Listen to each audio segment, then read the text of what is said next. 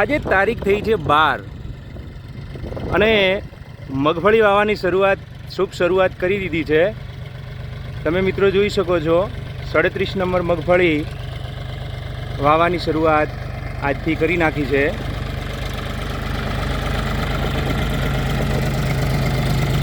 સરસ મજાનું વાવેતર થઈ રહ્યું છે।